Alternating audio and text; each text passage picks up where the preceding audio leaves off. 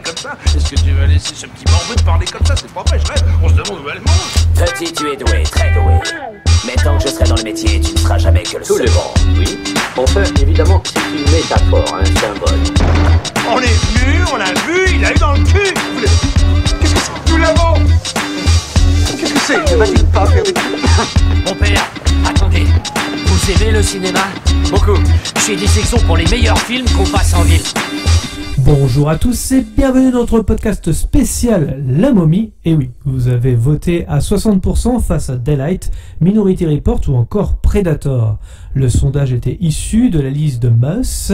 Et oui, il fait partie d'une énième adaptation des Monstres d'Universal de 1932, mais cette fois-ci réalisée en tout numérique. Avec moi pour m'accompagner, Moss. Bonjour tout le monde. Mais Gino. Bonjour à tous et à toutes. Le principe de l'émission est simple. Nous allons disséquer La Momie, le premier film d'une trilogie réalisé et écrit par Stephen Sommers, qui en fait un film d'auteur, sorti en 1999 avec Brendan Fraser, Rachel Weisz, John Hannah et Arnold Vosloo. On en débat ensemble dans les cases commentaires afin que vous puissiez également vous exprimer. Nous allons y répondre avec plaisir. Le prochain vote aura lieu sur Twitter. N'hésitez pas à nous suivre. Il aura lieu mi-avril. Gino, est-ce que tu peux nous dévoiler ta liste de films? Oh, avec grand plaisir, je vous dévoile ma liste des 4 films. Et comme mon cher ami Jérémy Divé, qui ne pourra pas se défiler au prochain podcast, m'a fait regarder des films d'une longueur abyssale, je tiens à lui rendre l'appareil. Donc, Bon, merci. je vous propose au choix La Grande Évasion avec Steve McQueen, Casino avec De Niro et Joe Pesci, Hit avec De Niro également, mais aussi avec Val Sans Joe Kilmer Pesci. et Al Pacino. Et enfin, Le Loup de Wall Street, donc que des films de 3 heures. Voilà. Je te tenais à... Ah, t'inquiète pas, en x2, ça dure 1h30. Hein. Oui, quelque part. Parce que j'ai été sympa, ce ne sont pas des films qui, comme le Justice League de 4 heures, sont des fois ont des longueurs, ça se regarde. Voilà. Ouais. Voilà. C'est plutôt sympa à regarder. Voilà. Donc je vous propose ces films-là, c'est pas des films qu'on a l'habitude de traiter dans des podcasts, donc je trouvais cette sélection intéressante. Est-ce que tu veux à nouveau la liste, Gauthier, ou Non, c'est noté, il n'y a Très pas bien, de problème. c'est parfait. Ok. Oui, il a noté sur un papier qu'il va jeter à la poubelle après Je le l'émission. mettrai sur le groupe, tout simplement. Y a Et pas de comme souci. il se rappellera plus, il choisira. Donc, c'était John Rambo, Rambo 1, Rambo 2, Rambo 3. Parmi les 4 Rambo, lequel vous... Sachant qu'il y Ça en a pourrait être 5 drôle désormais, oui, ça pourrait être ça. De l'aventure des pyramides et des monstres numériques, ça commence maintenant. Vous êtes prêts à conduire ces hommes? Prêts à devenir membre de la Ligue des Ombres? En plus, c'est pas un sac à main, ça s'appelle une sacoche. Indiana Jones en a une. Alors messieurs, qu'est-ce que vous avez pensé de ce film? À tout seigneur, tout honneur. Je commence, allez, il faut que Gino Fessini.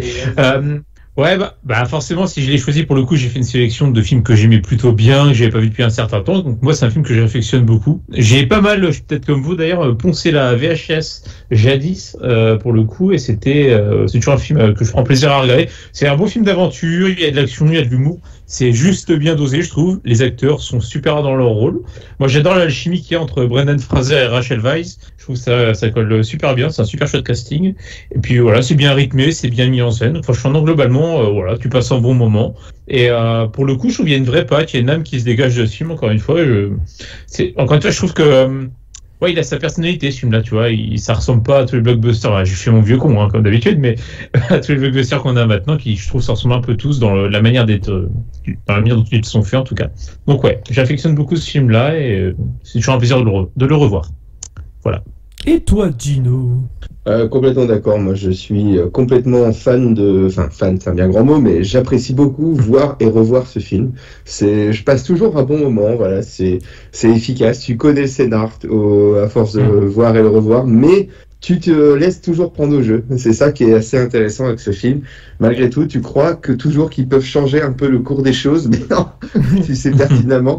Et moi, j'adore être pris dans cette vague d'incertitude constante. Ça me plaît beaucoup. Et puis, je trouve en effet que Brendan Fraser, malheureusement, ça lui a peut-être porté préjudice pour la suite de sa carrière parce qu'il a été, assimilé à ce rôle, bien qu'il ait fait George avant, George de la Jungle. Mais en l'occurrence, c'est dommage parce que je trouve que c'est un acteur qui a quand même un certain charisme à l'écran et qui aurait peut-être mérité une meilleure considération de la part des studios. Mais sinon, super film et on s'ennuie pas. Il y a de l'aventure, de l'action et également pas mal d'humour. Ça, c'est un petit mélange qui était bien. Et notamment, encore un bon travail de l'AVF à l'époque qui était inspiré pour quelques petites punchlines, mais on y reviendra. Mais très bon moment. Ouais, bah, je suis assez d'accord avec ce que vous avez dit. Alors, sauf pour un truc, parce que c'est vrai que tu disais, Meus, que comment c'était un film, où tu disais que les blockbusters se ressemblaient un peu tous, mais c'est vrai que celui-là, en fait, il est ultra aussi codifié, on va pas se mentir, dans le sens où... mais pour l'époque, tu vois. Même pour l'époque, parce que ça reprend beaucoup les codes de Indiana Jones encore, ou d'autres films d'aventure de l'époque. Je pense à La poursuite du diamant vert et compagnie. Donc ça y ressemble beaucoup, ça reprend beaucoup les codes du film d'aventure. En termes de scénario, en tout cas, on s'y retrouve vraiment beaucoup. On sait exactement ce qui va plus ou moins se passer après, en tout cas dans ce genre-là. Je trouve que quand même c'est ultra codifié, on coche les cases quand même, quoi. Cependant, effectivement, on s'ennuie pas, les punchlines sont excellentes. J'ai trouvé même surprenant parce qu'il dure 2 heures, il me semble. Ça passe extrêmement vite en réalité. Oui. Tout juste un petit peu plus de 2 heures, 125 minutes pour être précis. Voilà, c'est ça. Et franchement, c'est le début d'une trilogie qui est plutôt sympa. C'est toujours un plaisir de le revoir. Il y a quelques effets qu'on vieillit, mais certains effets sont quand même... Ça va encore dans l'ensemble. Ouais, je m'attendais à pire, en fait. Je m'attendais à pire parce que je me souviens de certains effets un peu dégueulasses. Mais là, en fait, non, ça passe très bien. Il y a certains effets, comme je disais, un petit peu vieillissants, mais bon, c'est certaines créatures, là, tu vois qu'elles sont faites en image de synthèse, ou voilà, ça se sent, mais bon, voilà, ça passe encore. Mais c'est l'effet un petit peu, tu vois, je repense aussi, ça me fait penser un petit peu aux Pirates des Caraïbes aussi, le premier, en l'occurrence. C'est pareil, encore une fois, mais voilà, ça fonctionne à chaque fois. Je trouve un petit mot quand même sur le réalisateur, qui a pas eu de bol aussi. Steven Sommers, qui est maintenant considéré un petit peu comme le mec qui fait un peu les nanars, quoi. Mais en fait, en réalité, si vous regardez les bonus de La Momie, par exemple, ou même les bonus de Van Helsing, puisque c'est le réalisateur de Van Helsing, si vous le saviez pas, c'est quelqu'un il s'éclate vraiment à faire ses films, il y croit à fond, même si dans son produit final ça va pas être terrible. Franchement, c'est un gars, il s'amuse, il essaye de... C'est important. C'est important, et puis même toute l'équipe s'amuse. C'est-à-dire que c'est pas un mec qui va être un peu un tyran sur un plateau. Il va faire en sorte que... voilà. Par exemple. Entre autres, ou encore, je pense à David Fincher qui fait jouer ses acteurs jusqu'à ce que mort s'en suive, limite. Non, mais c'est voilà. Quand on voit le making of, tu sens que tu t'éclates. Tu sens que c'est un grand enfant, en fait, qui fait le film et qui a envie de s'amuser, quoi. Et tu le ressens dans le film aussi, je trouve. Et puis tu vois, pour compléter sur Stephen Sommers, je trouve qu'il y a aussi le côté où lui, tu sens que c'est un vrai amoureux des Universal Monsters, quoi, d'origine.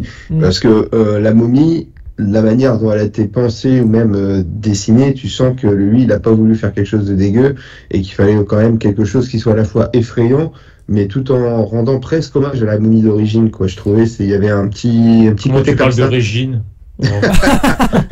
Non, mais je trouve, je suis assez d'accord avec toi, Gino.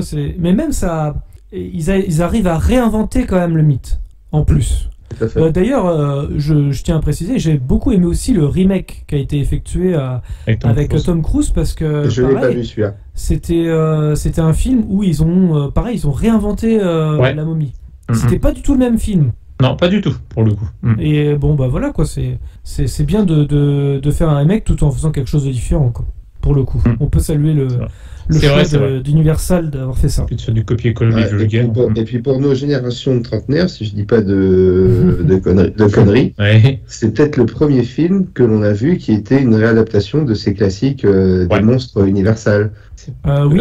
Non? Il y a eu déjà des remakes du Frankenstein, par exemple. Alors, je le compte dedans. Mais est-ce qu'il dans les années 90? Oui, avec Robert De Niro. D'accord. Ah bah, tu vois, Et d'ailleurs, je sais vous le conseille, ça fait partie des meilleurs films d'Universal Monster aussi. Enfin, voilà, moi je me mets dans la situation où en 99 on avait 10 ans et du coup c'est là où on commence à s'éveiller un peu au cinéma, on sort de nos jupes de nos mamans et on quitte nos Disney pour s'intéresser à autre chose. Et puis ça c'était clairement quelque chose d'attirant, surtout si tu as été baigné un petit peu, comme tu le disais avant, à certaines références comme La Poursuite du Diamant Vert ou les Indiana Jones, ça te donnait envie. Encore plus d'avantages. Oui, Alan Quaterman, tout ça. Et c'est vrai que Alan Quaterman aussi, voilà, exactement. Et c'est vrai que là, ce qui était intéressant, c'est qu'en 99, on n'a pas beaucoup de films sur l'Égypte, donc ça a créé quand même quelque chose de. Il y a une sorte de nouveauté en 99 d'avoir ça. C'est vrai, on n'a pas beaucoup de films là-dessus. Et il y avait quand même Pyramide avec Patrice Laffont.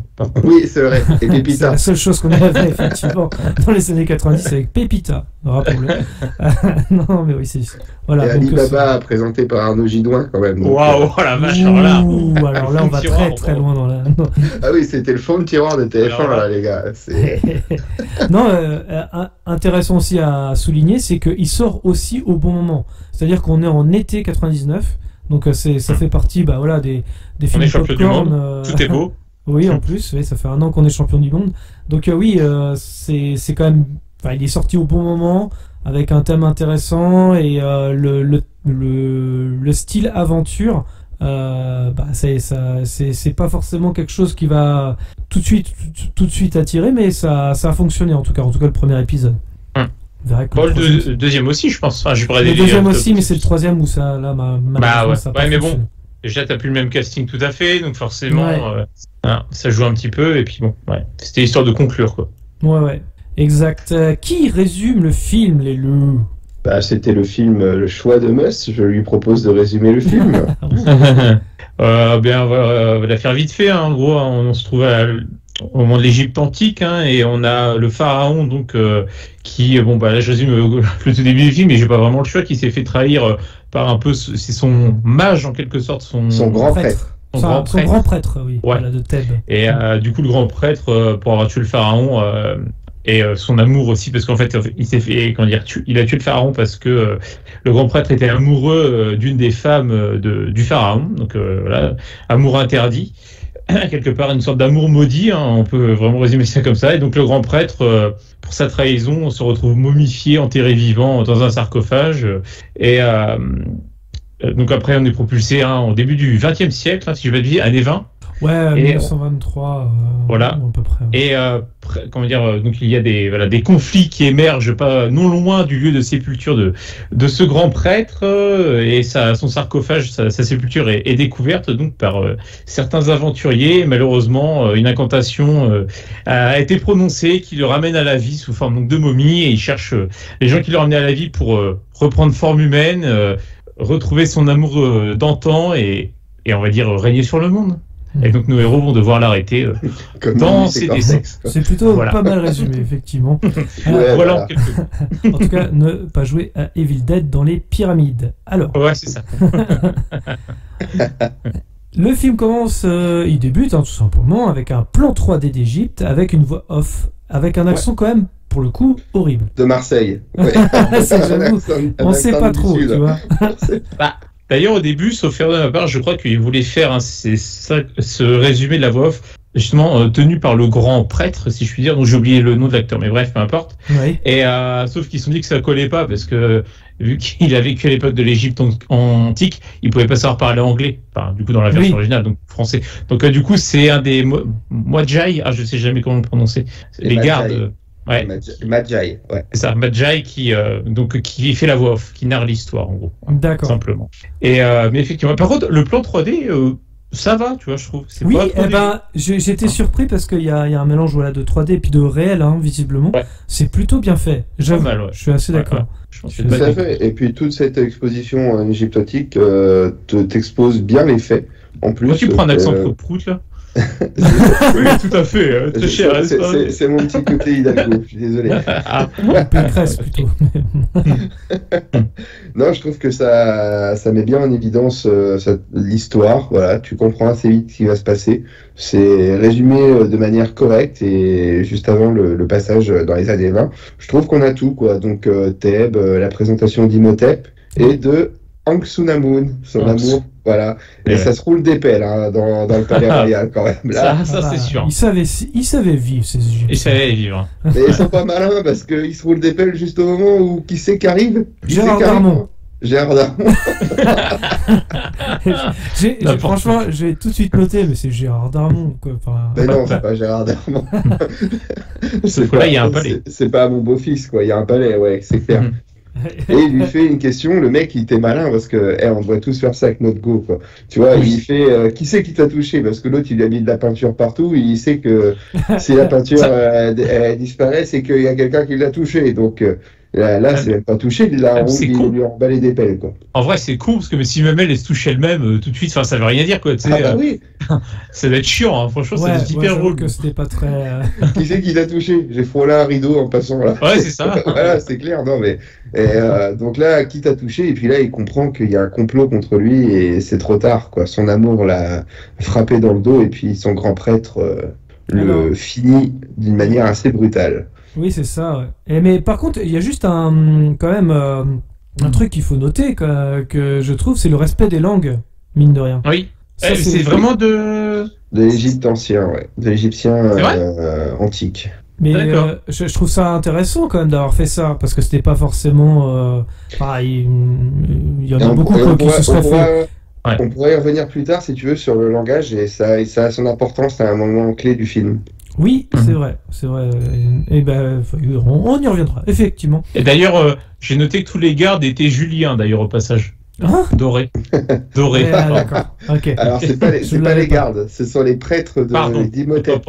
Ce sont les prêtres d'Imhotep, c'est ceux qui l'aident à faire les noubas au frais de ceux qui donnent voilà, toutes les orgies locales et tout, c'est eux qui gèrent ça. Et au départ, j'avais pas remarqué ça. Je sais, mais qu'est-ce qu'ils font là, eux, en fait? Et c'est ce que leur pose la question de Pharaon. Et puis, du coup, quand ils voient qu'Imhotep, il doit se barrer, c'est eux qui l'emmènent, qui le séparent d'Ankh Sunamun parce qu'ils voulaient rester avec elle. Oui, c'est ça. Au départ.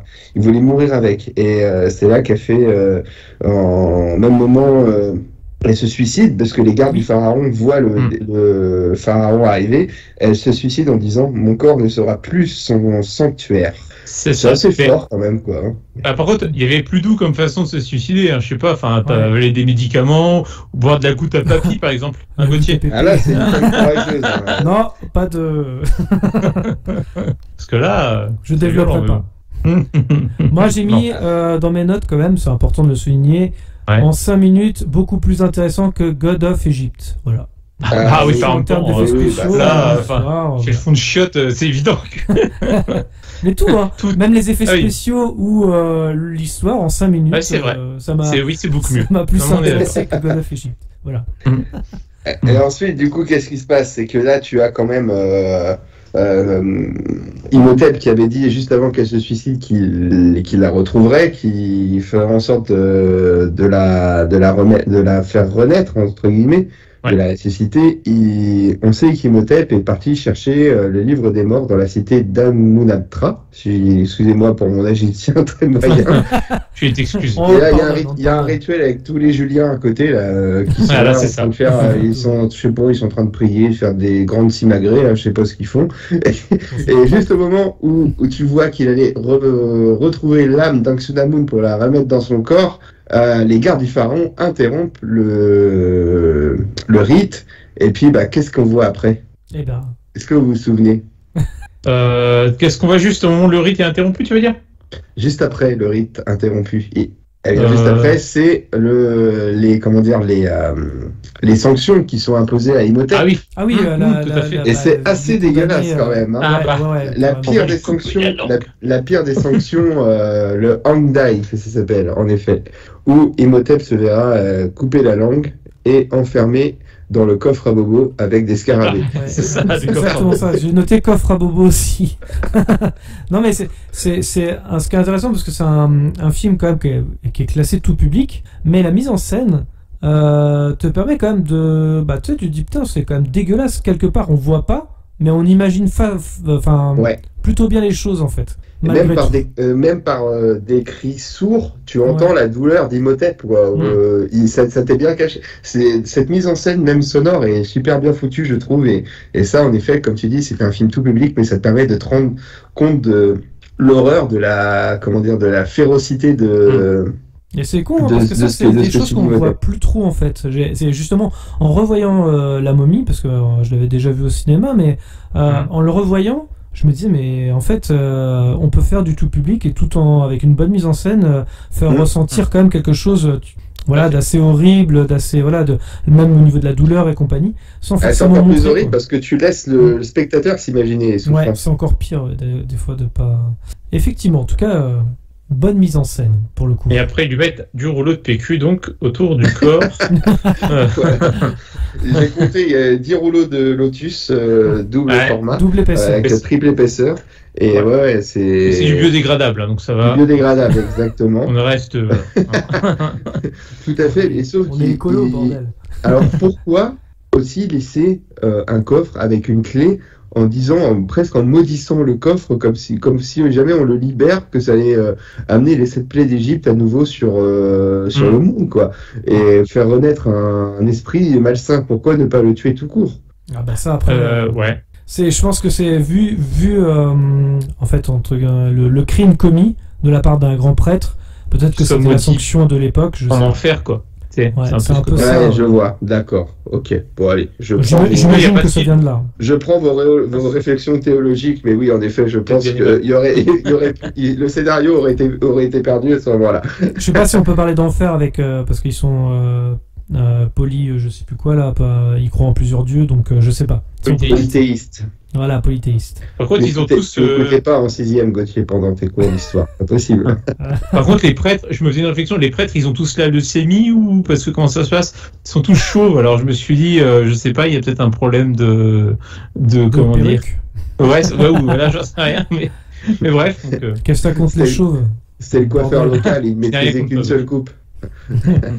Bref, show must go on. Et eux, on les voit aussi se faire momifier également. Parce que t'as les prêtres qui sont momifiés. Et ça nous servira pour la suite du film. Et là, on appelle un bond dans le temps. Il n'y a pas de DeLorean, mais on fait un bond dans le temps en 1923. Et ouais. Toujours à Moulin. Toujours, ouais.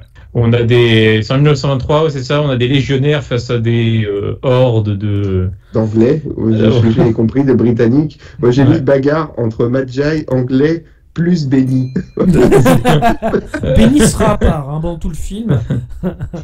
Ça c'est clair. Voilà, donc, on sent que là il y a quand même une volonté des Magi de bien défendre ce site quand même. Les Anglais n'ont pas l'air de savoir ce qui... Mais c'est pas les Magi qui attaquent. Non, mais c'est les Anglais qui ont l'air de vouloir pénétrer dans ce lieu. Oui. Ils sont déjà sur le lieu en fait en réalité. Ouais, ils sont sur le lieu, mais les Magi ils cherchent à les faire partir, quoi. Ah, mais ceux qui attaquent, c'est pas les Magi, sauf faire de ma part, je fais mon relou, mais en tout cas, les Magi, c'est une armée qui font sur. C'est des Bédouins, quoi. Ah, ok, d'accord. Je croyais que c'était les Magi, moi. Parce que les Magi, ils sont un peu au loin, en fait. Ouais, ils observent la scène. On les voit observer, ils sont pas forcément. On les verra un peu plus tard, d'ailleurs. Bon, un point en moins pour Stephen Sommers pour avoir mis le doute, alors. Ils sont habillés en noir de la même façon, faut dire. Presque. En tout cas, les mecs sont sereins quand même, parce qu'il y a quand même O'Connell qui est là, donc Brendan qui leur dit pas maintenant, moi je serais déjà en flic, j'aurais déjà tiré 3-4 cartouches, moi, tu vois, pas possible, quoi. Ah, mais ça, tu parles, on le sait dans ce domaine-là. Ouais, mais je serais encore en vie. C'est vrai. Et là, c'est un tir au pigeon, quoi. Moi, je me suis cru à la Madeleine, tu vois, c'est les mecs, ça défouraille, pof, des ballons percés de partout. Et non, c'est un massacre, quoi. Ça. Et ils se sont quand même vidé les douilles avant de mourir. Oui, tu vas pas nous la faire à chaque podcast. Il y aura des gens qui font des bingo mus, c'est pour c'est ça. nos À auditeurs. chaque fois, il fait les mêmes. Je suis un vieux con. Ouais, faudra qu'on fasse ce truc. Et Benny, est-ce qu'il a participé à la fusillade, Benny? Ah, Benny, non, il s'enfuit. Enfin, au début, il est quand même avec Brandon Fraser. Hein. Il fait non, je vais pas te lâcher. Puis on voit l'armée foncer sur eux. Bah oui, hein, c'est la guerre un petit peu. Et du coup, comment on voit Benny s'enfuir au dernier moment. Et puis, on a un premier garde déjà qui est parti. Et c'est là que Benny dit à Brandon Fraser. Ah, t'es monté en grade. T'es monté en grade. Ça, je trouve ça drôle. Ça, c'était assez drôle. Déjà, les premières punchlines sont pas mal. Hein. Exactement. On notera. Et donc Benny, il s'était barré, il est dans un espèce de tombeau, et il y a Rick, du coup, qui voit qu'il doit plier en retraite, et il voit Benny, il fait « Benny, ferme pas la porte, ferme pas la... » Et qu'est-ce qu'il fait, Benny? Il ferme la porte. Donc Rick, il est obligé de courir un peu, il slalome un peu partout, voilà, champion du monde de chat perché, tu vois, c'est à l'aise le gars, et puis... il est pris au piège, on sent qu'il va se faire fusiller par un peloton d'exécution, mais là, les Bédouins, du coup, ils s'arrêtent, et parce qu'il est présent sous la statue d'Anubis. Quoi. Exactement, et puis là, le sable, il commence à bouger bizarrement. Hein. Exactement. C'est un miracle. C'est un miracle qu'il se soit pas pris une balle, en vrai. Franchement, faut jouer au loto, là. Là, c'est pas le cas. Mais oui, et du coup, on va dire qu'indirectement, Imhotep le sauve. Oui, indirectement. Ouais, c'est vrai. Mais là, pour le coup, pareil, numériquement, le sable et tout ça, le fait d'avoir fait ce genre d'effet, ça fonctionne bien, pour le coup. C'est vrai. Ça rend classe, quand même, l'image. Je sais pas vous, mais je trouve qu'il se pose pas beaucoup de questions à ce moment-là. Le sable a bougé, ça l'a perturbé. Mais c'est sûr, mais je suis pas sûr qu'il ait vu la forme que ça donnait. Parce que la caméra fait en sorte que nous, en tant que spectateurs... On voit la forme du visage. Voilà. Ouais. Mais lui, je suis pas sûr qu'il observe un visage, par exemple. Lui, il s'enfuit, quoi. Parce qu'il voit le sable bouger, donc... je sais pas si peut-être on est dans Dune, un ver géant, peut-être. Peut-être, exact. Peut-être. Un hommage. On le voit courir dans le désert, donc surveillé au loin par les Magi, donc là j'ai tout bon. Messieurs, on est là c'est bon. Là c'est bon, on y est là. Qui lui disent, qu'est-ce qu'on fait de lui? Le désert le tue là.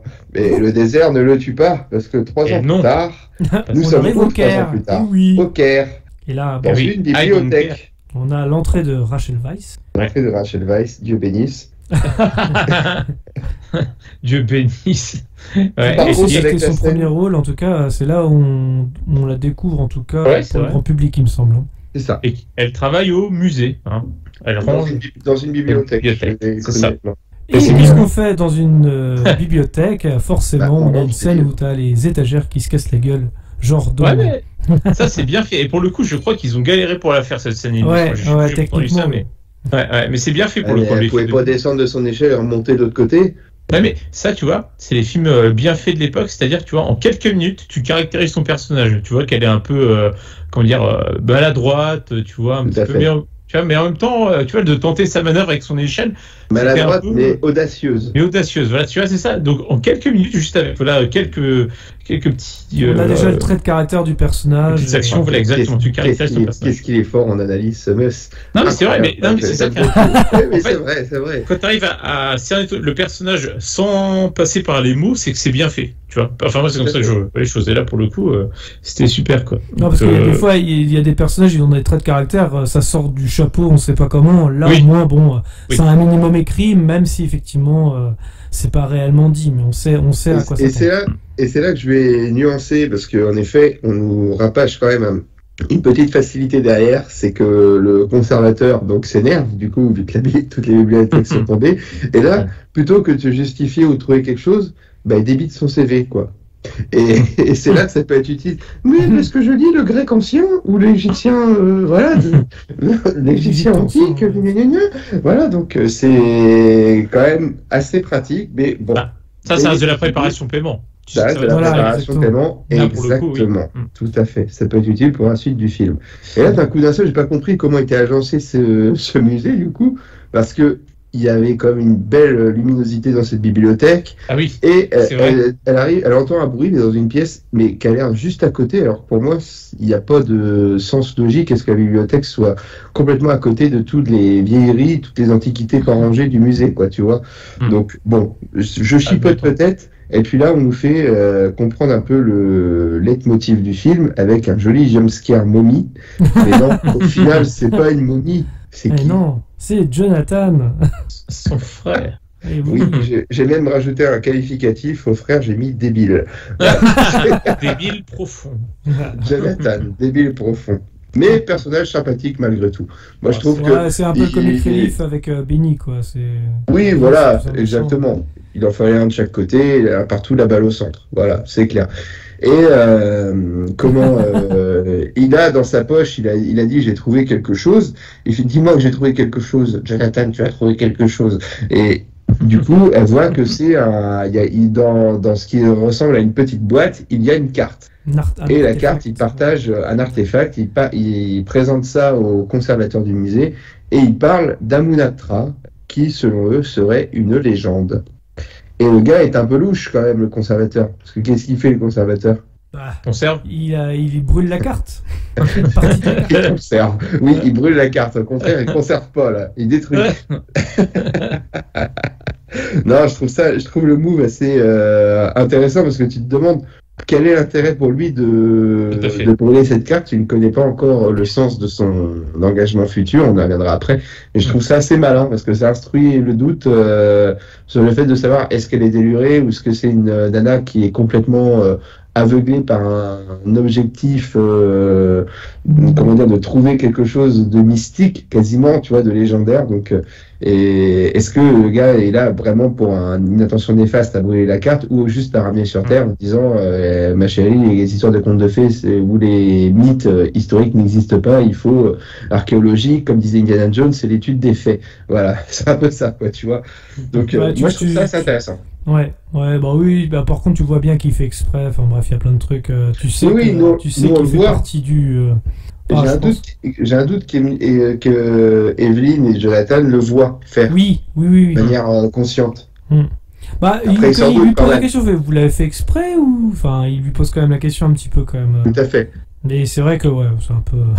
Mais c'est marrant parce qu'on sent que justement, Rachel Weisz, elle connaît déjà toute l'histoire, quoi. Enfin, ça, c'est le truc qui permet d'aller rapidement au fait, mais c'est vrai que...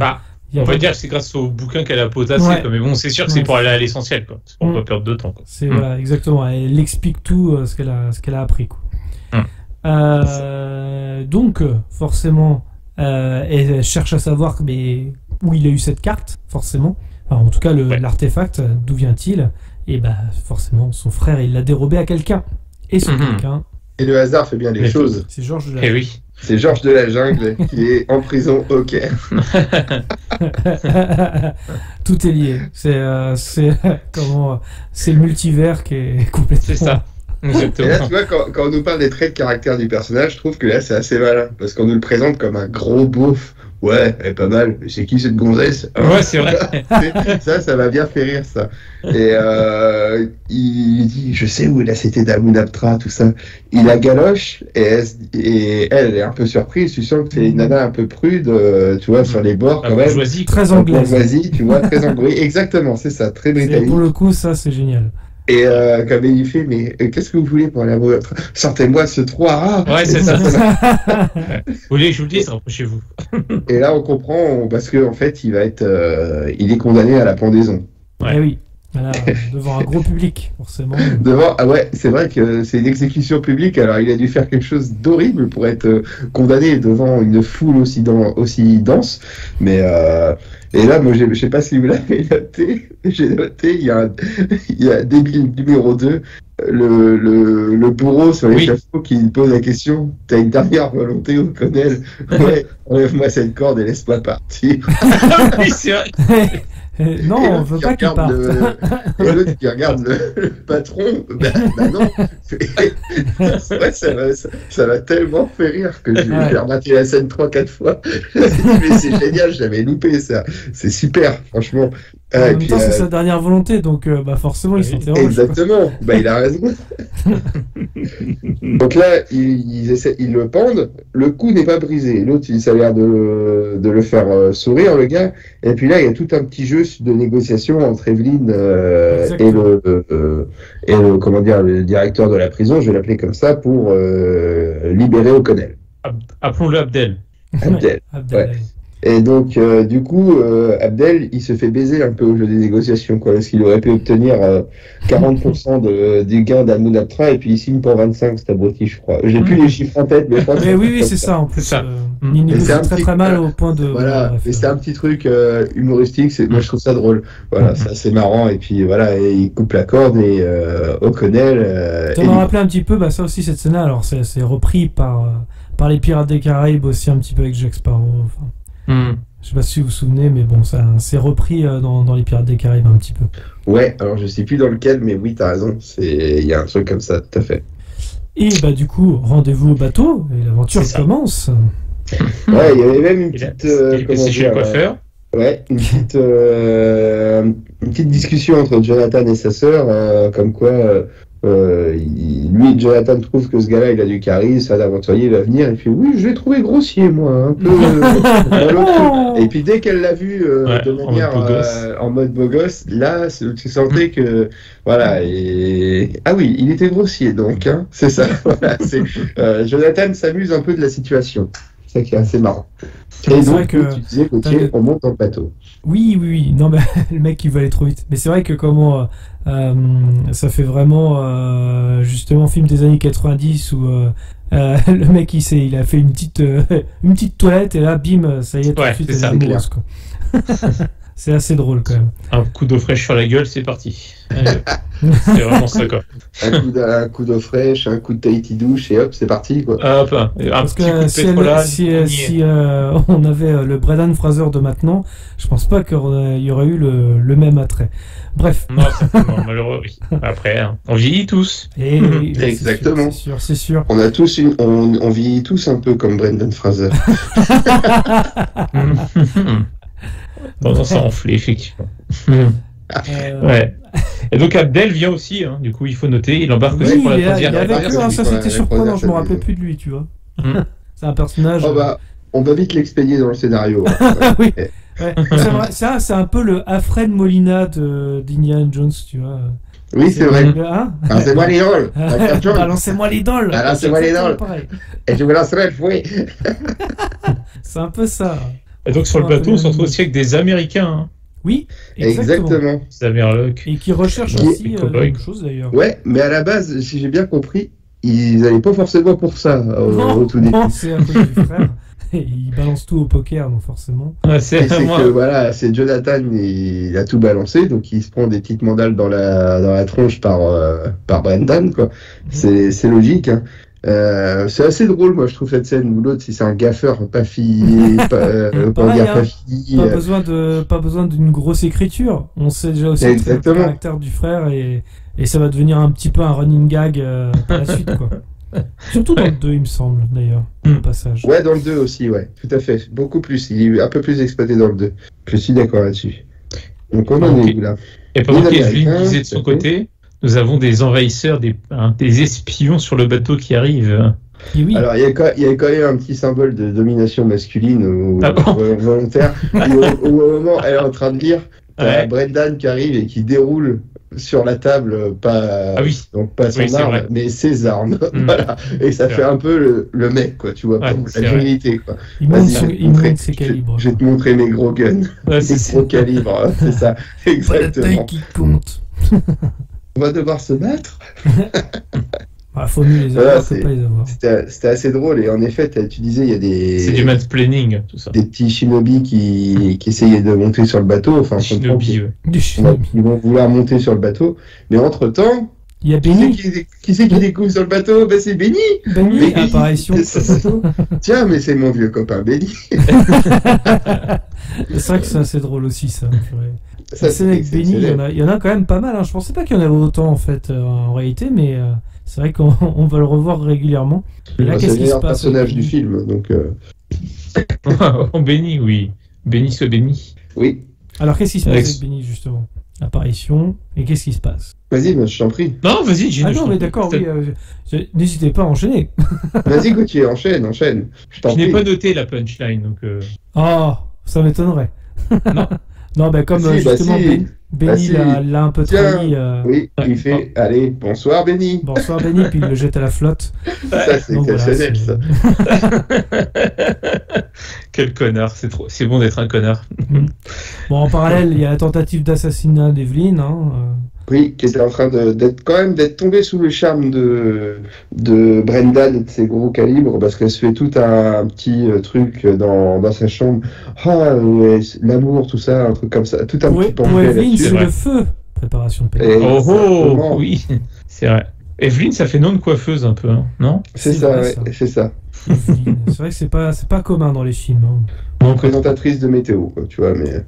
Ou sinon, c'est mon choix, Evelyn Thomas.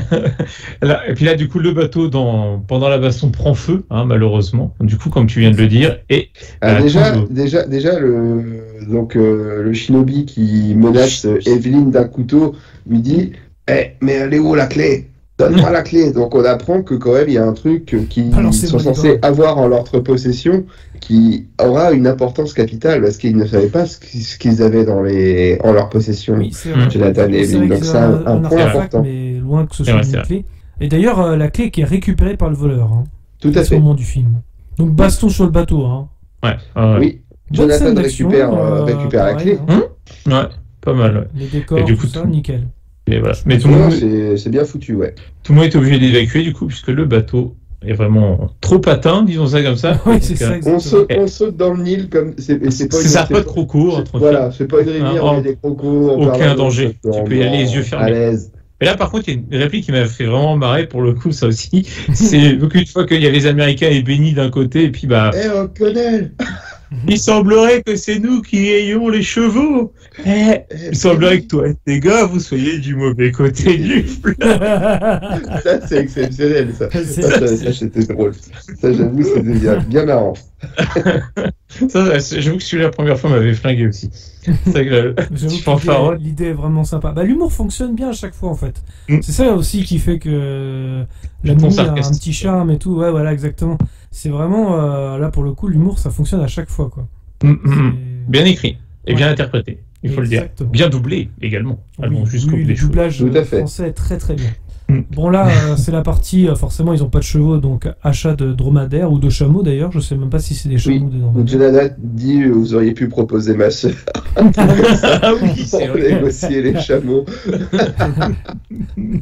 Ça, c'est tellement fin des années 90, mais c'est tellement cliché sur les pays nord-africains, quoi. C'est J'avoue. Mais bon, c'est marrant. D'ailleurs, dans 2 heures de perdu, il trouvait Antoine qu'il y avait des petits relents racistes dans ce film. Ah bah oui, pas qu'un peu. Hein. Bah ouais, il baigne. Et ouais, donc là c'est balade en chameau, donc on rappelle qui il y a en chameau, donc Rick, Jonathan, Evelyn et puis Abdel. Voilà, C'est ça. ils Exactement. sont 4. Et puis bah on te montre que le désert est immense, quoi, qu'on n'en voit pas le bout, mais on tombe quand même sur Benny et ses copains, quoi. C'est vrai, il y a des gentils. Oui, parce qu'ils les ont rattrapés entre temps. Forcément, ils étaient de l'autre côté du fleuve, mais bon, ils ont réussi à les rattraper. Exactement.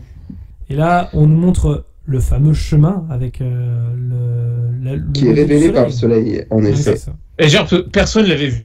Bah oui, non, c'est un peu bizarre, c'est un espèce de mirage ou je sais Et pas quoi. personne n'avait trouvé la cité avant. Enfin, à part, si, évidemment. Brendan et ses amis légionnaires. Mais je veux dire, sinon, faut vraiment une carte, faut vraiment galérer pour la trouver. Tu te dis, enfin, c'est Là, comme c'est ça. pas trop hein, expliqué. c'est pour ça, J'avoue que ça, j'ai pas j'ai pas très bien compris parce que ça fait quand même 3 ans, mine de rien, entre le fait de l'avoir vrai. découverte et à ce moment-là. Et ouais, c'est un peu particulier Tout quand à même. fait. Surtout dans les airs, il n'y a pas trop de panneaux quoi, pour s'orienter. C'est pas. Voilà. c'est Ouais. pas- Par contre, on a une belle nuit américaine dégueulasse à un moment quand même. Oui, alors je sais pas, c'est après ou parce qu'en fait ils vont commencer dans le désert. à faire une petite course poursuite entre les deux, entre C'était les juste Américains, Benny. Ouais, et, C'était juste avant. Ouais. C'était juste Ceux qui avant. marchent dans la nuit. Et hein. là, Benny en prend Ouais, plein la ouais. gueule encore. Parce que bon. Et d'ailleurs, les Magi, t'as l'impression qu'ils passent leur temps sur leur colline de merde, là, parce que ils le voient arriver. Ils ont vu qu'il était encore vivant. Il est très fort. C'est voilà, mais le mec, Ah bah ils ont du respect, ça c'est sûr. Ah, c'est beau. Et ils ont pas une citation totale, même pas un Intermarché à côté, quoi, ou un petit hôtel pour rester, quoi. Il y a rien à voir, quoi, mais ils restent là, les gars. On reste sur la colline. Le gars, à ce moment-là. Oh, les gars. Et effectivement, ils se retrouvent, et là, la course-poursuite commence pour être le premier arrivé dans la cité d'Amun-Aptra. Exactement. Et là, on voit que tout le monde fait des recherches un peu chacun de son côté. Et il y a même plus que du racisme, il y avait un petit côté sexiste aussi à ce film, parce qu'il y a les Américains qui font leur fouille, et ils voient que O'Connell et Evelyn cherchent ailleurs. Et il y en a un qui dit, mais vous croyez qu'ils ont trouvé une piste? Mais il y a l'égyptologue qui accompagne les Américains qui fait, vous croyez qu'une femme c'est quelque chose? Ah oui, j'avoue. Ouais. Ah, ouais, on va dire que c'était les mœurs de l'époque, comme. Bah ouais, parce que tu dis, t'es en mais 1923, donc forcément ils vont être un petit peu voilà, de l'ancienne école, on va dire. Autre époque, autre mœurs. Oh, d'ailleurs, c'était l'égyptologue en question, c'est le père Parish dans Jumanji, au passage. Exact. Ah, bien vu. Et c'est aussi le chasseur dans Jumanji. Un grand scientifique dans le grand film Anaconda, me semble-t-il, avec Jennifer Lopez. J'ai vu alors, fois, si tu vas aller par là, c'est aussi le majordome dans Richie Rich. Voilà. Ouais, c'est vrai. Bien vu. Bien vu. Ouais, non, il a fait pas mal de films. Mais oui, c'est un très bon acteur. Enfin, c'était un très bon acteur. Bah, il a joué dans Titanic, tout simplement. Oui, carrément aussi. Qu'est-ce qu'on est con. Il joue quel rôle de Titanic? Il a une moustache. C'est comment le propriétaire du bateau. C'est le concepteur, non? Ouais, c'est ça un peu. Alors, le concepteur, je suis. Enfin, en tout cas, c'est le propriétaire, je crois, de la société navale. Ouais, c'est comment on appelle ça, l'armateur. Ouais, c'est ça. La White Star Line. Bref. La White Star Line. On fera Titanic une autre fois. C'est un peu à l'âge dans Titanic, il monte dans la barque. Enfin bref. Ouais, je vois. Et donc, Evelyn, finalement, elle savait quelque chose parce qu'elle a, elle a trouvé la salle des momies. Exact. Avec Abdel qui nous dit qu'il hait les insectes. Voilà, ça pourra nous servir en préparation de paiement. Il y a quand même des bruits suspects, ils sont dans une ancienne crypte et tout, ils voient qu'il y a des bruits, et en fait, c'était les Américains, quoi. Ils croisent les Américains à l'intérieur du tombeau, et Et ce tombeau sera leur tombeau, au final. Ouh, la oui, référence. c'est vrai. Edouard Montout. Non, c'est pas lui. Si, c'est lui qui joue dans... si. Et c'est les Américains, et puis ça se bat. Non, j'étais là le premier. Non, c'était moi, tout ça. Nanana. Et t'as Abdel, il trouve de l'or bleu. Il est content qu'il fait de l'or bleu. Et l'or bleu, c'est les petits scarabées, en fait, qui sont un peu fossilisés. C'est un peu bizarre. C'est ça. Ouais, mais juste avant, je crois que j'ai noté, oui, en effet, il va se faire bouffer par des scarabées, les mêmes qui ont bouffé Imhotep au début du film. Et c'est peut-être là où il trouve qu'il y a des petits côtés racistes, Antoine, dans 2 heures de perdu, c'est que les Américains, on leur a laissé une partie de la grotte à explorer, donc ils sont contents, ils ont trouvé un coffre. Et on leur dit, il y a l'égyptologue qui fait non, attendez, reculez, laissez les esclaves faire ça, on sait jamais. Et puis les esclaves, qu'est-ce qui se passe? Ils prennent une espèce d'acide dans la tronche qui les tue, qui les tue sur place. Ouais. Alors, je sais même pas s'ils sont morts quand même. Je me rappelle. Ouais, ils sont morts. Ouais. Ils le disent un peu plus loin. Ouais, tout à fait. Ça devait être de l'île de friture d'El Pueblo, sûrement un truc comme ça, tu vois. Pour ceux qui ont la référence, bien sûr. Tout à fait. Et au même moment, il y a un sarcophage qui tombe dans la salle inférieure où sont Evelyn et Eric. Ouais. D'ailleurs, j'ai toujours, enfin moi je sais pas vous, mais dans le film je trouvais qu'ils avaient quand même une facilité à se repérer dans les lieux. C'est un truc de fou quand même. Oui. C'est vrai. Parce que c'est des vrais labyrinthes, normalement, ces trucs-là, mais bon. Ah, ouais, mais t'as certains couleurs, il y avait un petit plan avec... c'est mis le plan du site, j'ai vu, avec l'extincteur à côté. C'était bien pensé, quand même, pour les... Oui, avec une carte marquée, vous êtes ici. Même pas quand t'es... C'est ça. Le plan d'évacuation. Oh, putain, les boules. Non, c'est vrai, oui, j'avoue qu'ils se repèrent quand même vachement bien, les mecs. Mais à chaque fois, dans tout le long du film, voilà, c'est pas forcément évident de se repérer dans l'espace là-dedans, et... C'est assez particulier. Ils allaient dans le bon sens, parce qu'il y avait une autre pancarte, j'ai vu, c'était marqué Exit, mais s'ils prenaient ça, ils sortaient du studio, donc ça marchait pas. C'est Los Angeles. Ah bah tiens, téléportation. Ah bon, voyage vite ici, hein. Donc là, il retrouve le sarcophage avec la fameuse clé. Ouais. Tout à fait. C'est là qu'elle a souvenir que le gars avait parlé d'une clé, parce que le symbole s'imbrique étrangement parfaitement avec l'inscription qu'il y a sur le... Enfin, pas l'inscription, mais avec la fente qu'il y a sur le sarcophage. Tout à fait. Exact. Et qu'est-ce qu'on découvre à l'intérieur? Eh bien, une momie. Et c'est là qu'Evelyn sait que la personne dans le tombeau a comment dire, subi le Hamdai, comme on dit, que dans les livres, jamais cela n'avait été évoqué, vu que c'était une pratique qui était soi-disant jamais pratiquée par le passé. Et il y a des traces de griffes qui montrent qu'il a été enterré vivant. Exact. Quelle belle mort. Ouais, pas à dire. J'imagine quand même. Et c'est pareil, les Américains de leur côté, c'est... Ah non, c'est peut-être pas tout de suite, parce qu'il y a une confidence bourrée autour du feu de camp, j'ai noté, donc à mon avis c'est pas... Il y a un feu de camp le soir, ouais, tout à fait. Je sais plus si c'est là... Par contre, Abdel, il s'est fait retirer... Ouais, il s'est fait bouffer par les scarabées, Abdel. Bah, excusez-moi, instance feu de camp, ils sont pas encore bourrés. Il y a d'abord l'arrivée des protecteurs du tombeau, et qui indiquent tout simplement de partir d'ici dans les 24 heures, un truc comme ça. Ouais, il y a une bagarre sur le camp, moi j'ai noté. Ouais, il y avait une première bagarre, et c'est le chef des Madjai qui dit le sang s'est coulé, partez ou voilà, ou vous mourrez dans 24 heures, un truc comme ça, quoi. T'es avec Missa. Bref. Et comme il y a une bagarre, il y a un petit rapprochement entre Evelyn et O'Connell, quoi, du coup, qui lui apprend la bagarre et à picoler, quoi. Voilà, c'est ça, c'est parce que quand on est bourré, c'est plus facile de choper. On va pas se mentir. Et il y a aussi Benny qui pique la bouteille de Jonathan. Enfin, qui l'emprunte. Tout à fait. Mais lui, il est là dans les bons plans, lui. Ouais, c'est ça, exactement. Lui, exactement. Bouteille. Il dit, notre habit puait des pieds, mais il avait bon goût en termes oui, c'est ça, c'est vrai. En termes de whisky, un truc comme ça. Elle est bien celle-là, oui, ça, c'est clair. Et par contre, j'ai noté que la doubleuse française force le côté bourré d'Evelyn quand même. C'est mon dieu, c'est le seul truc qui est quand même mal joué, quoi. Ouais, parce que c'est vrai qu'en VO, si tu bascules en VO, ouais, t'as pas la même intonation, tu sens qu'elle est un peu plus bourrée que la version française, c'est vrai. Tout à fait. Et elle nous explique que son papa était un explorateur et qu'il a rencontré sa maman qui était égyptienne. Excellent. Voilà, donc ça peut servir.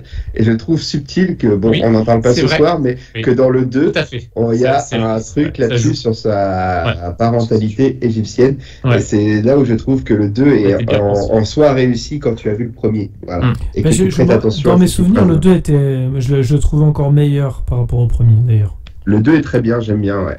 Mais en effet, ce côté descendance de la reine d'Égypte ou la princesse d'Égypte, je sais plus, c'est bien exploité et ça prend son sens dans cette première phrase que dit Evelyn en disant que sa maman était égyptienne et je crois de belle lignée, je sais plus si elle le précise ça.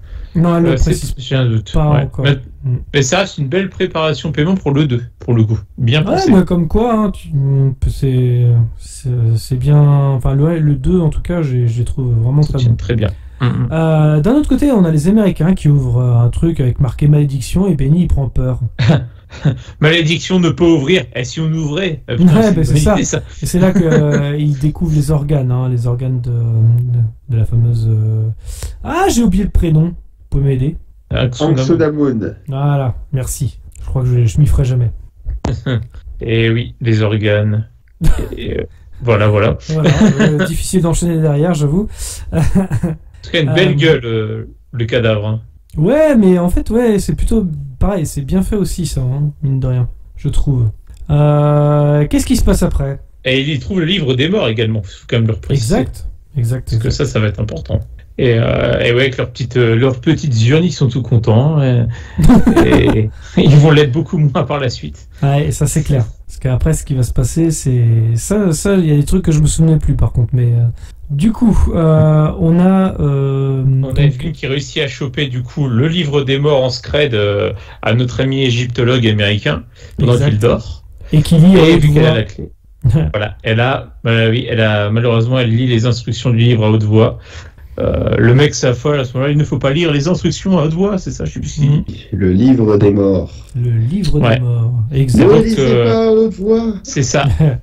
Mais là, c'est trop tard. Et là, c'est le drame, tu vois, c'est un peu ça, quoi. Et bon, c'est Evelyn du coup qui réveille Imhotep.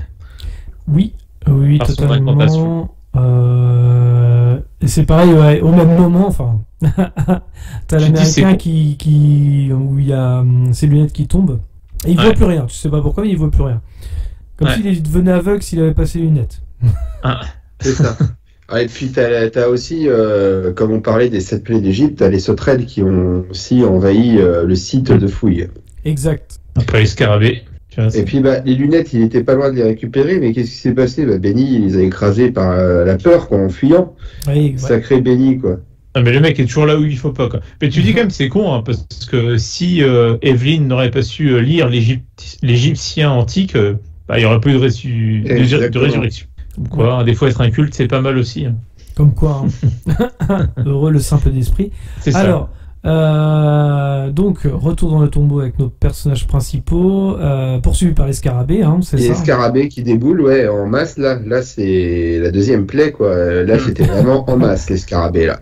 Et puis, Evelyn, qui s'est perdue un peu dans l'escape game. Oui, parce qu'elle a trouvé un passage secret toute seule. C'est ça. Et là, elle retrouve l'américain, et le gars, en fait, il a pas perdu que ses lunettes. Il a perdu ses yeux et sa langue. Exactement.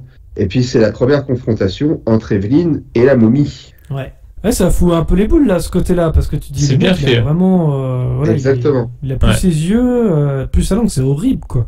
Et sans forcément nous montrer le massacre avant quoi. C'est plutôt bien quoi. Et là, qu'est-ce qui se passe ? Et puis ce que je trouve assez subtil, c'est que ça a été fait d'une manière où le visage, ça pourrait être le tien, tu vois, c'est pas comme dans des films gore ou quoi que ce soit, c'est exagéré.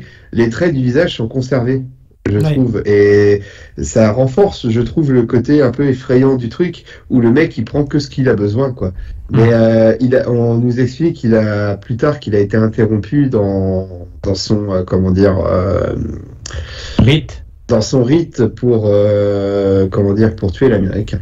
Ouais. Et Evelyn, en fait, elle se retrouve pas menacée par la momie, parce que la momie confond Evelyn avec Aang Sunamun. Exactement.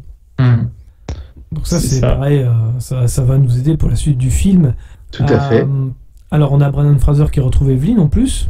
Ouais, accompagné d'un fusil à pompe. Mais voilà. Ça m'a fait rire quand Imhotep, il gueule Brendan Fraser qui lui gueule dessus aussi. Ouais, ça c'est drôle ça.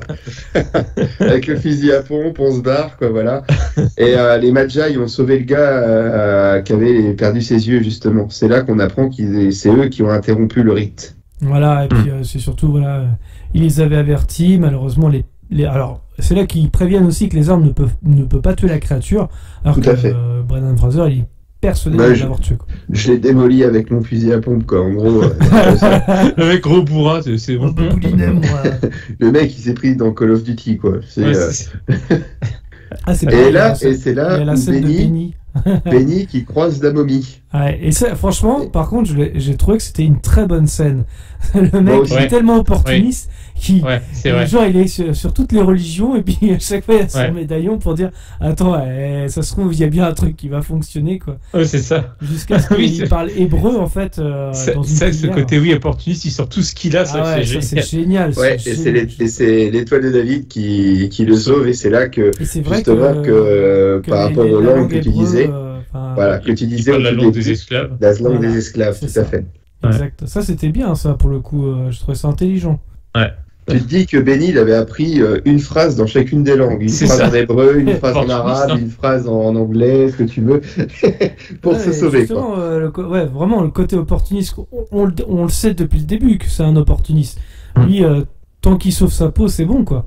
Et là, le fait qu'il ait ça, c'est encore mieux, quoi. Enfin, tu dis, ça ajoute tellement... Pour le coup, c'est un personnage bien écrit, tu vois. Parce que, c'est vrai, ils ont tout pensé, quoi. Alors... Mais il y a des moments, la première fois que tu le vois, tu te dis, oh là, est-ce qu'il va s'en sortir? Tu te doutes qu'il va s'en sortir, mais tu ne sais pas comment encore. Et c'est quand tu vois tous ces pendentifs que tu te dis, ok, il est malin. Mais ça, c'est un personnage, normalement, dans les films d'aventure, quand t'as ce genre de personnage, hein, je dis bien, c'est... quand t'es spectateur, tu sais exactement que c'est un personnage qui va mourir au bout d'un moment, parce qu'il va être rattrapé par le karma. Dans les scénarios, c'est ça. Tout à fait. Sauf que dans ce film-là, et c'est là que c'est encore bien écrit, tu te dis, mais à quel moment ça peut arriver? Parce qu'en fait, à chaque fois, il s'en sort d'une façon, tu fais, mais putain, c'est pas possible, quoi. Et c'est ça qui est drôle, en fait, avec le personnage de Benny. Ouais. Exactement, je suis tout à fait d'accord avec toi. Donc là, tout le monde prend la fuite, les Américains, Evelyn, tout ça, tout le monde prend la fuite et on est de retour au Caire. Exactement. Et la nuit tombe aussi vite que dans un film d'horreur. Ah ouais, c'est ça. Et là, il y a un débat entre On dirait le narrateur du loup-garou, tu sais. Là, oui, c'est ça. Et là, le village s'endort. À 14h. Le village s'endort. À 14h. Ça, c'est Jean-Marie Bigard. À 14h30. Donc, on est dans la chambre d'Evelyn. Il y a aussi une scène dans un bar, hein, c'est ça? Ouais, mais il y a un débat entre Evelyn et Rick, savoir, je vous dis qu'il faut qu'on se casse. Et elle dit non, faut rester, il faut qu'on répare ce qu'on a causé. Et c'est une petite scène où, bon. C'est assez marrant parce que ça fait très théâtre, un peu, c'est lui, il remplit sa valise de livres, elle est revide au fur et à mesure. Ça fait très vaudeville, en effet, tu as raison là-dessus, oui. Je suis assez d'accord avec toi. Mais c'est bien fait. Moi, j'aime beaucoup la manière dont c'est fait. Et donc là, on en est là. Il y a comme tu dis, au bar, on rencontre Winston, donc un gros anglais bien bourré. Voilà. C'est un pléonasme, ça. Oui, c'est vrai. C'est vrai. Avec la voix de Otto dans Malcolm. C'est ça, exactement. Et on a Imhotep qui retrouve Burns, donc c'était le nom d'Américain avec ses lunettes. Et là, Benny, vu qu'il est maintenant au service d'Imhotep, lui explique qu'il faut qu'il commence, faut qu'il termine ce qu'il n'a pas commencé, ce qu'il n'a pas pu terminer tout à l'heure. Voilà. Et Burns meurt, et c'est à ce moment que Rick, avec les Américains, est en train de boire un coup au bar. Et qu'ils recrachent leur verre parce que l'eau s'est transformée en sang. Exact. Ouais. Donc là, ça fait penser également au saut de... je sais plus c'était quoi déjà exactement, mais avec... Ah merde. Ça complète avec les sauterelles, quoi. Oui, l'effet d'Égypte, ouais. Les sauterelles, les scarabées, la nuit qui tombe subitement, l'eau qui devient sang, et puis la prochaine, c'est ce qu'ils appelaient les flammes qui tombaient du ciel, en gros, comme une pluie de météorites, mais eux, ils appelaient pas ça comme ça, les Égyptiens à l'époque, mais le feu qui tombe du ciel, et la momie, on comprend qu'elle se renforce, on la voit se renforcer. Mais elle a un petit défaut, cette momie. Elle a peur des chats. Ouais. Exactement. Il pourrait pas aller chez Moran, quoi. Non, elle est tranquille. La fameuse chat dans les spécial dédicace. Voilà. Par contre, il y a quand même quelques petits, alors je sais pas si on peut appeler ça météores, mais qui sont un tout petit peu moyens. Hein. Mais bon, c'est normal, hein, 99, petit bémol. Mais bon, mais ça va. Il y a quand même, oui, il y a 2-3 effets spéciaux de toute façon. Malheureusement, on n'avait peut-être pas le budget de Michael Bay pour Armageddon. Non, c'est sûr. Tu vois, donc c'est évidemment, c'est pas quelque chose. Mais il s'en sort avec les honneurs. Je serais bien curieux de savoir comment Imhotep il arrive à, si je puis dire, sucer l'énergie vitale de ses victimes, parce qu'on voit pas comment il fait, mais non. Je serais très curieux. La mémoire, on le voit beaucoup plus dans le 2. Oui, c'est possible. Ouais. Je crois, je me rappelle plus beaucoup, mais il me semble.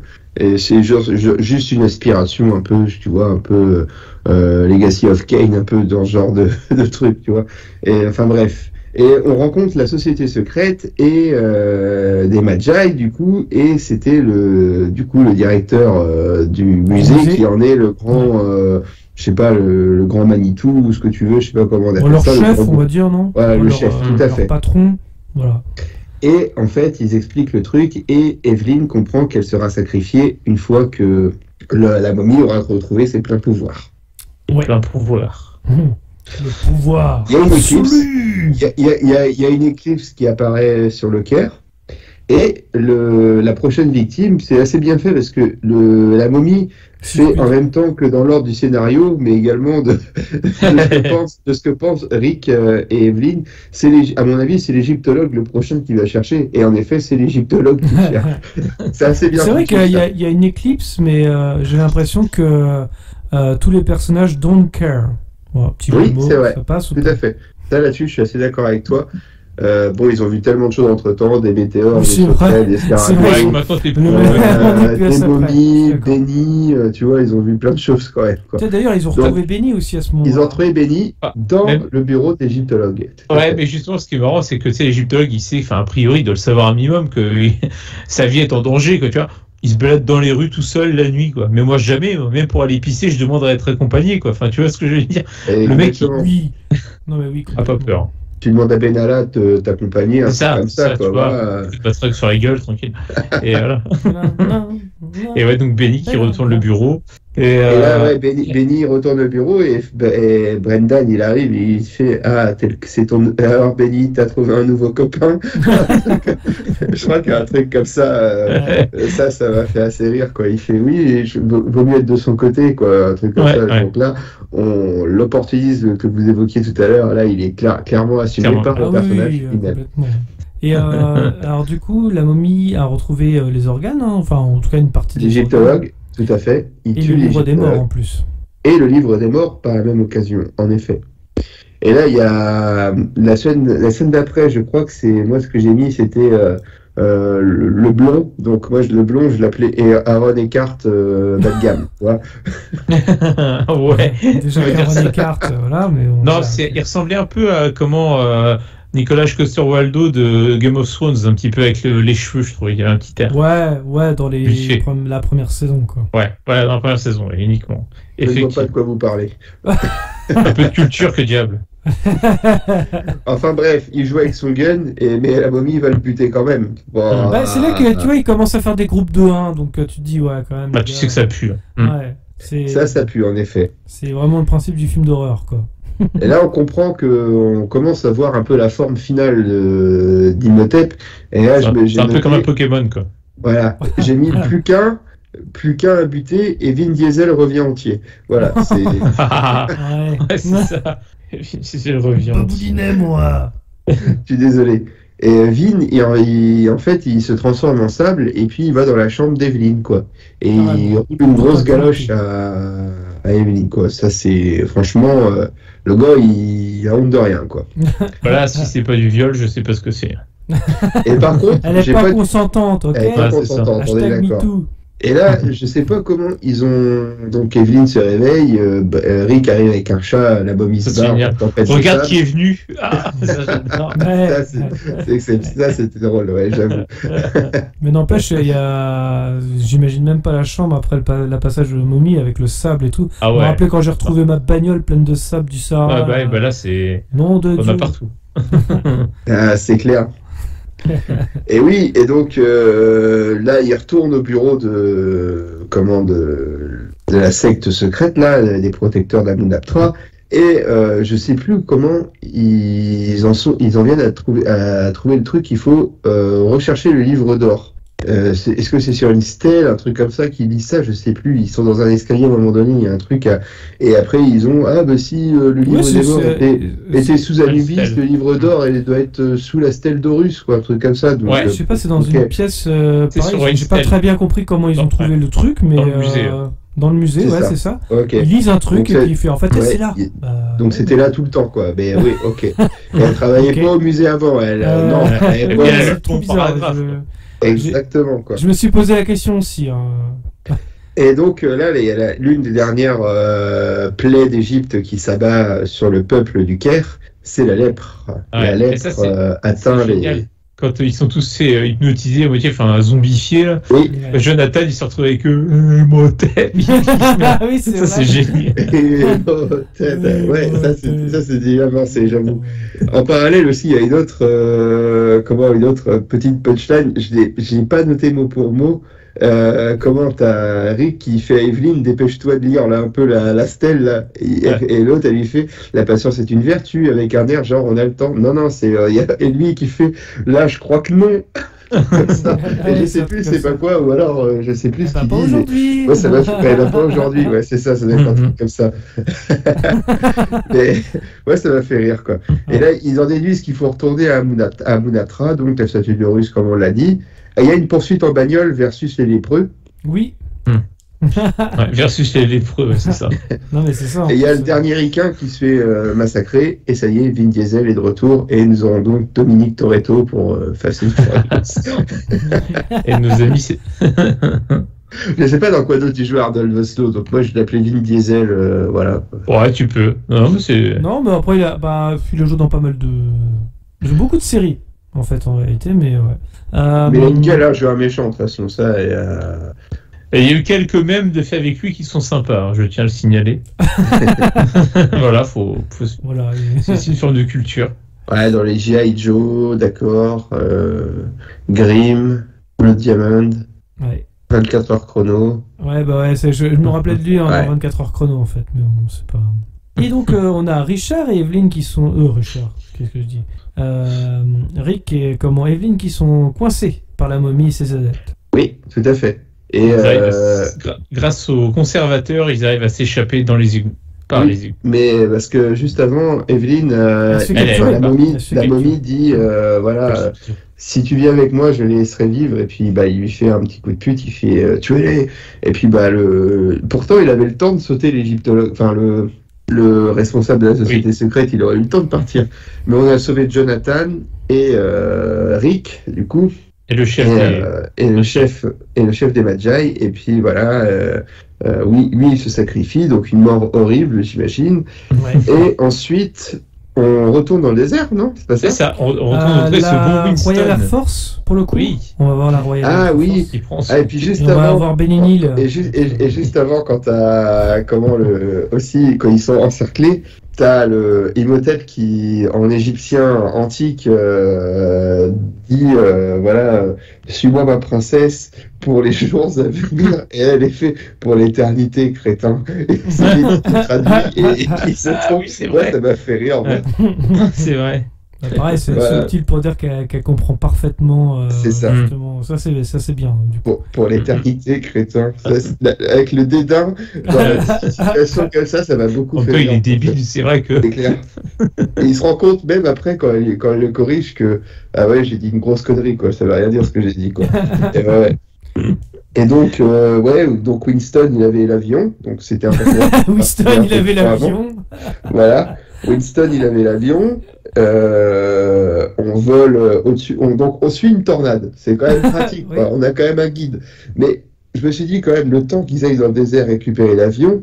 La tornade à la vitesse où elle va, à la vitesse de déplacement d'Imhotep, qui soit pas arrivé bien avant, ça me surprend quand même.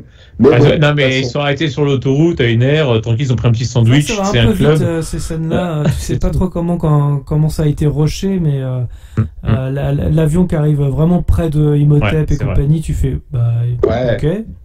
Et puis Winston, tu sens que le mec était en manque d'adrénaline parce qu'il dit c'est dangereux, genre de mission où on peut ne pas revenir. Ouais, c'est ça.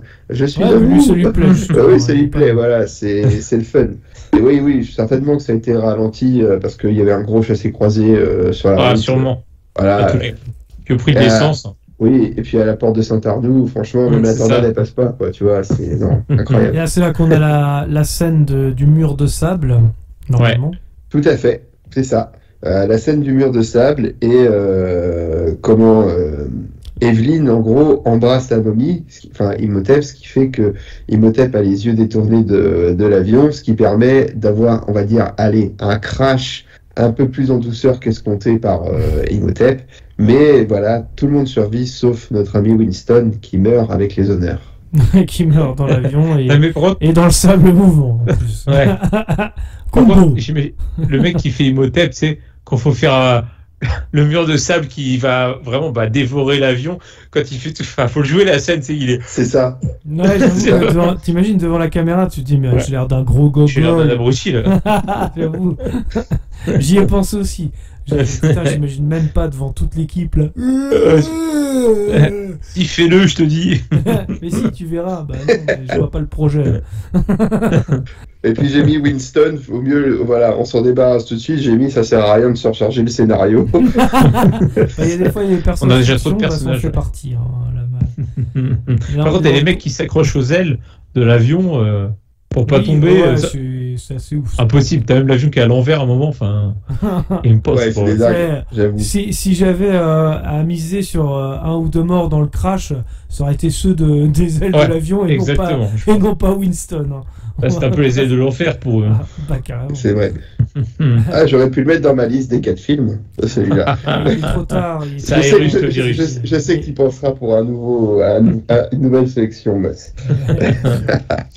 Enfin bref, donc on arrive dans la salle où Imhotep avait fait le rite pour ressusciter Anxunamun au tout début du film. Et Evelyn et Benny discutent et Benny dit en gros t'es foutu et puis lui Evelyn lui le fait flipper en disant bah toi de toute façon une fois qu'il aura plus besoin de toi il va te tège un truc comme ça voilà et donc il flippe un peu Benny quoi. Et Jonathan et Rick Jennifer. et Majai arrivent. Jonathan et Jennifer arrivent dans. Il fallait bien qu'on la place au moins une fois dans le podcast. Ouais, c'est obligé. Hein David et Jonathan arrivent dans le tombeau. Et Jonathan, lui, qui est vraiment, il pense pas à sa sœur, il pense qu'à ses études. Il voit un de l'or bleu, donc un petit scarabée. Et le scarabée, lui, commence à bouffer Jonathan, mais c'est le Majai qui le sauve en faisant une incision très précise. Pourtant, vu à la vitesse où va la bête dans le corps humain, il fallait... Ouais, très malin quand même. Ouais. Et puis, heureusement que c'est au niveau du bras et pas au niveau de... Enfin, tu vois, où je pense, quoi, par exemple. Tout à fait. Ça aurait été marrant de faire un petit peu comme évolution. Oui, c'est ça. Ça, c'était génial. Il remonte vers le pénis. Coupez la jambe. Ça aurait été marrant de faire ça. Et donc le rite a commencé. Imhotep a rappelé ses prêtres à la vie. Ouais, c'est ça, ouais. Enfin, à la vie, à la semi-vie, on est d'accord. Ouais, voilà, ils sont encore à l'état de Rick et ses amis, quoi. Tout à fait. On tombe quand même sur une salle du trésor, quoi, où Rick qui tire sur une glace un peu comme dans les jeux vidéo qui illumine par le jeu de la lumière la salle. Benny va trouver cette salle lui aussi et puis il va commencer à charger des petits chameaux Benny quand même quoi parce que pour la retraite ça peut peut-être servir pour les vieux jours. C'est pas vrai. Voilà. Il est pas bête. Et dans la salle du trésor, il n'y a pas que des trésors, il y a des momies aussi qui sortent de là, quoi. Il y a plus que les prêtres, il y a d'autres momies. Et ça va un peu vite, moi. Si je comprends mes notes, ça va vite. Là, j'ai vu qu'Evelyn est attachée à côté d'autres momies. Ça va un peu vite quand même, quoi. Non, c'est ça en plus. Moi, je suis en même temps. C'est ça. C'est en parallèle. Après, on est à la fin du film, c'est ça. Gino. Pour bloquer les momies dans la salle, on balance de la dynamite, mais ça ne fait pas effondrer l'édifice qui a quand même quelques dizaines de milliers d'années. Ah, attends, ça a été bien pensé, toi. L'important, ils ont tout. Attends, il allume l'allumette en la frottant sur la joue du Majai. Alors là, on essaiera en soirée. Je suis pas sûr que ça marche, mais on essaiera quand même. On essaiera pas sur moi. Faut voir la peau grasse, quoi. Ouais, exactement, c'est clair. Donc là, on en est là. Il y a le rituel qui commence, tout à fait. C'est ça. Avec le livre des morts. Oui. Ah ouais, c'est pareil, on découvre aussi le livre d'or aussi au parallèle. Et en parallèle, voilà, le livre d'or a été trouvé par Jonathan, je crois. Ouais. Oui, c'est ça. C'est ça. Donc là, on a le protecteur qui se bat contre les momies, la momie femme qui commence à se réveiller, forcément. Tout à fait. Puisque comment Imhotep est avec le livre des morts. Et Jonathan avait des difficultés. Il réveille lui aussi, il lit bien l'Égyptien, Jonathan. Il réveille les gardes du pharaon, qui étaient aussi des momies, qui étaient là, qui se faisaient chier. Voilà. Et c'est un débile, ce Jonathan, parce que il trouve pas, il sait pas comment expliquer le dernier symbole, mais il prend son temps, quoi. Sa sœur est prête à se faire. Ça, j'ai noté ça aussi. Il prend son temps, quoi. C'est parce qu'il montre à Imhotep quand même qu'il a bien le livre d'or, qui peut annuler le sort. Je veux dire, voilà, forcément, c'est un petit peu. C'est ça. En parallèle, du coup, forcément, Imhotep, lui, il est distrait par Jonathan. Et Rick en profite pour libérer Evelyn. Ça, c'est génial. Et la manière dont il décrit le symbole, moi, ça m'a toujours fait penser à la petite vieille qui essaie de décrire l'araignée dans Un indien dans la ville à son gardien d'immeuble. Une cigogne. Oh la ref. Ah oui, moi, ce qui m'a fait rire. Deux grands films qui se rapprochent quand même. Oui. C'est vrai. Si, moi, ce qui m'a fait, c'est quand même, tu sais, quand t'as Rick, il est prisonnier par terre, attrapé par les momies, on va dire. Puis t'en as une qui se rapproche avec une grosse pierre tombale pour lui éclater sur la gueule. Ouais, ça c'était assez drôle. Et puis il y a une main qui prend l'épée, donc il chope la main et il coupe les pieds qui coupe les jambes de l'autre momie avec la pierre tombale pour qu'il s'y coupe. Enfin, je trouvais ça assez sympa. C'est toujours ce côté un peu humour aussi, mais ça le fait bien, quoi. Ça le fait très bien même. Moi, je trouve ça très marrant, quoi. C'est pas mal pensé. Ça, faut l'avouer. Et donc. Forcément, on a un combat momie versus Rick, un combat momie-femme versus Evelyn, parce que forcément, tout à fait. C'est un combat homme contre homme et femme contre femme, parce que voilà, on est dans les années 90, faut pas déconner. Et Jonathan, il réussit à aller au bout de sa phrase pour contrôler les momies. Oui. C'est ça. Et il ordonne aux gardes du pharaon de tuer Anxunamun. Ouais. Parce qu'au début, il fait le malin, Imhotep. Au début, il se dit, ah, nickel, tout le monde est avec moi, tu sais. C'est ça. Mais Anxunamun est mort, donc Imhotep est encore un peu plus en rage, il se bat contre Rick, et on continue à lire le livre d'or.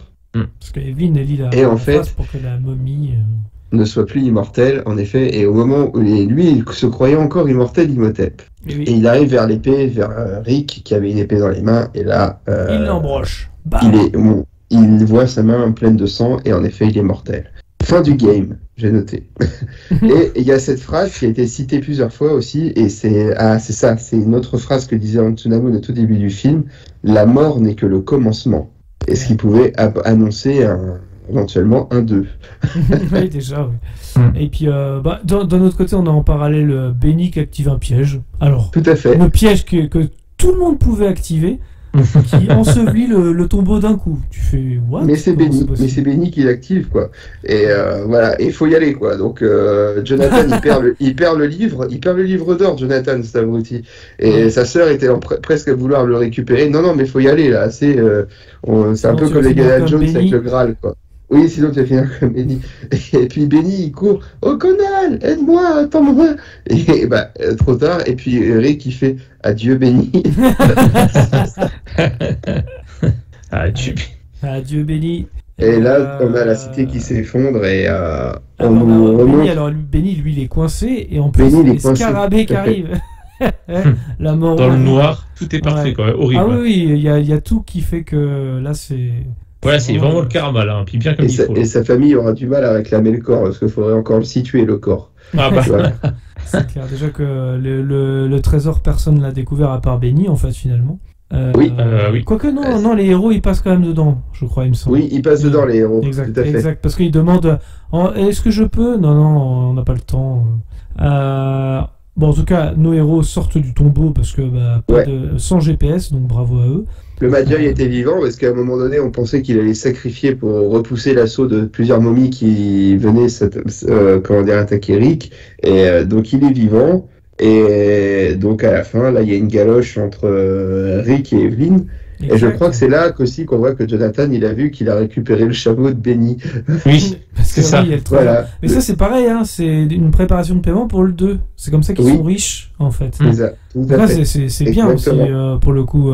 Je trouve qu'ils utilisent tout ce qu'ils ont mis dans le 1 de façon subtile. Je pense que c'était un film de studio, c'est-à-dire qu'ils disent si ça marche, on pourra faire un 2.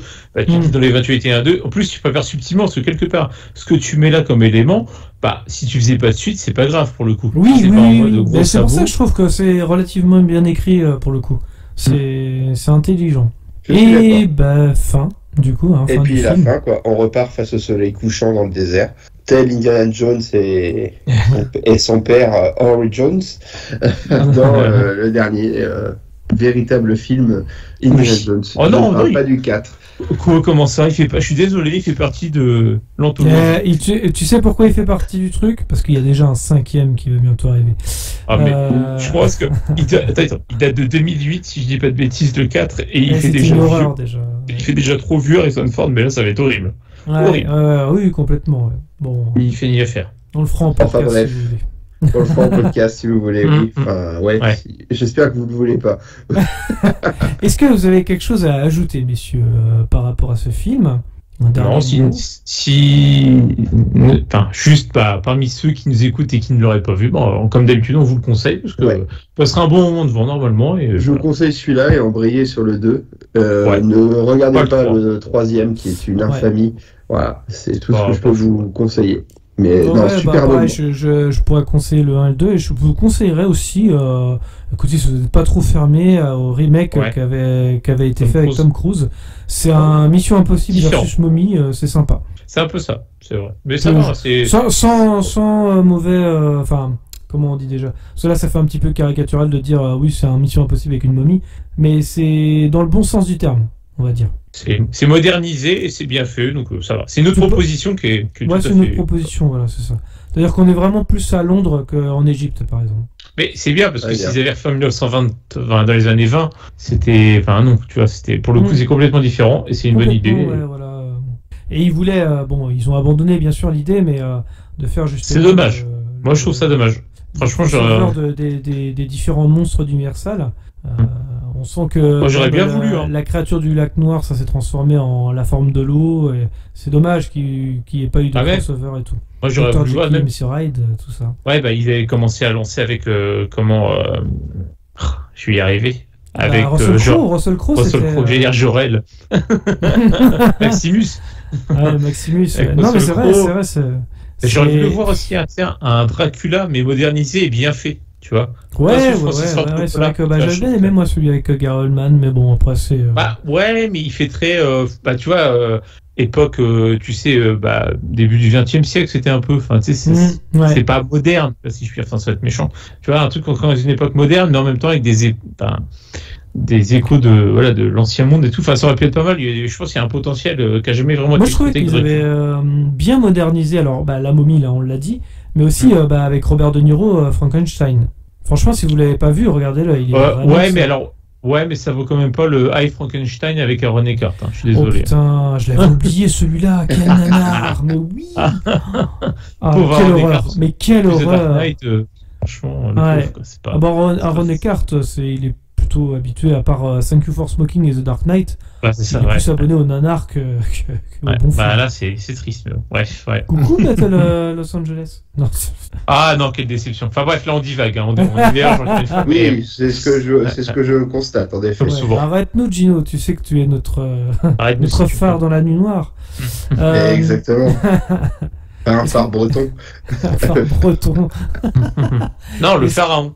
Ouais. Oui, le pharaon, en l'occurrence. Je crois qu'on les a tous fait ce soir, les blagues d'Égyptiens. Et comme disaient les To Be Free, on naviguait sans phare. Voilà. Oh, putain. Toujours la culture, c'est très important. Non, la toujours. Culture. Ça, c'est pas qu'un podcast de ciné, et encore pour ce que c'est la culture avec un C majuscule. Voilà, c'est ça. Est-ce que tu as quelque chose à ajouter, Gino, sinon? Non, juste très bon moment et comme vous, je conseille à tout le monde de regarder le Wild 2. Tout à fait. Okay. Super podcast. Merci en tout cas à tous de nous avoir suivis. Je vous rappelle que vous pouvez clocher, commenter, mettre un pouce bleu, nous suivre sur les réseaux sociaux, Facebook, Twitter, Instagram. Nous sommes aussi disponibles maintenant sur les podcasts, sur les plateformes d'écoute comme iTunes et Spotify. Les liens sont dans la description. Le prochain podcast, c'est dans 2 semaines. Nous serons sur des news et des débats. Dans tous les cas, rendez-vous dans les salles obscures pour de nouvelles aventures. Bonne soirée à tous. Bonne soirée à tous. Salut, à la prochaine. Comme ça, est-ce que tu vas laisser ce petit morveux de parler comme ça? C'est pas vrai, je rêve. On se demande où elle mange. Petit, tu es doué, très doué. Mais tant que je serai dans le métier, tu ne seras jamais que le Tout seul. le monde, oui. Enfin, évidemment, c'est une métaphore, un symbole. On est venu, on l'a vu, il a eu dans le cul. Qu'est-ce que c'est? Nous l'avons. Qu'est-ce que c'est? Ne va-t-il pas faire des trucs? Mon père, attendez. Vous aimez le cinéma? Beaucoup. Chez Dissection pour les meilleurs films qu'on passe en ville.